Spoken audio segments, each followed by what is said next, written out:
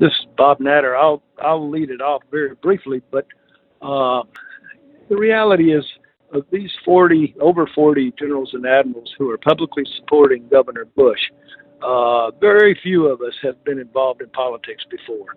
But this is very serious business, and the nation has very serious challenges to confront. Governor Bush is the one candidate who we have confidence in to be able to do that.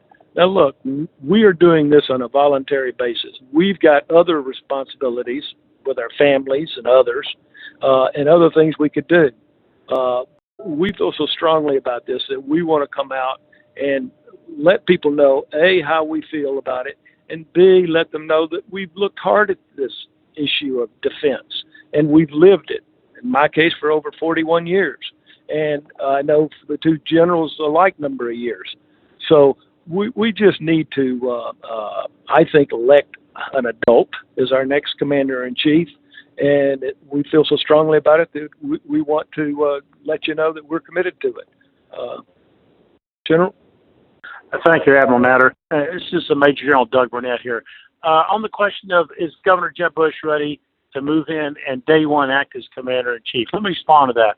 In the military, if you're a wing commander or a fleet commander in the Navy, you can obviously, if you've done well, you can command at the next level. That's the way it works. You project abilities based on past performance without any question. Same thing with the President of the United States. Governor Bush served as the Commander-in-Chief of the Florida National Guard. I saw him right there side by side. He takes advice of military leaders. In our first hurricane in Florida in 2004, Hurricane Charlie in Fort Myers, he called me and said, General, I'm told that we need 1,500 National Guards, and what's the answer? I said, Governor, if it comes in heavy, it looks like it might, we need to be more ready than that. I recommend we mobilize 3,000 Guardsmen at least, and if we don't need them, we'll send them at home so we can respond to the needs of our people immediately. The Army calls it mass on the objective. He says, I got the term, and he mobilized 3,500 National Guardsmen, and we needed every one of them. And the same thing with our Chinooks. He said, what's the best plan to do this? I said, we should call the governor of Pennsylvania, other states, borrow their Chinooks so they're on the scene. If we need more, we'll use Florida's as a backup and a reinforcement. And that's exactly what he did.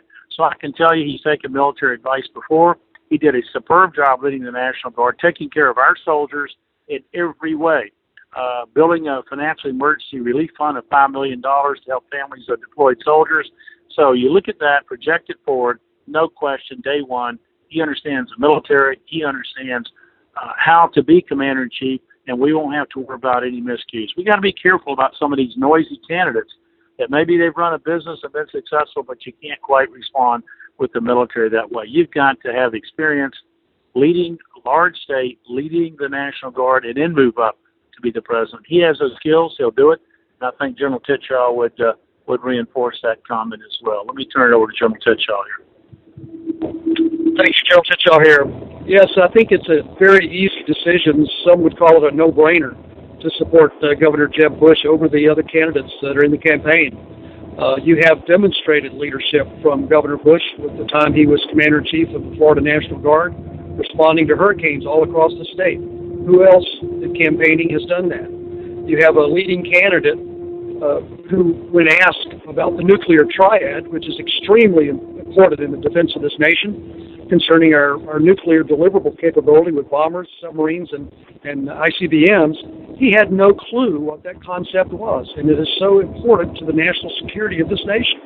You have another leading candidate who's voted against the National Defense Authorization Act every single time, as long as he's been in the Senate. And he's also supported the sequestration, the Budget Control Act of 2011 that has decimated our capabilities and readiness in our nation's military forces.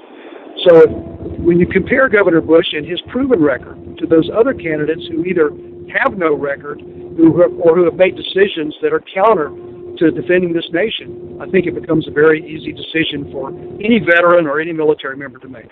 Thank you.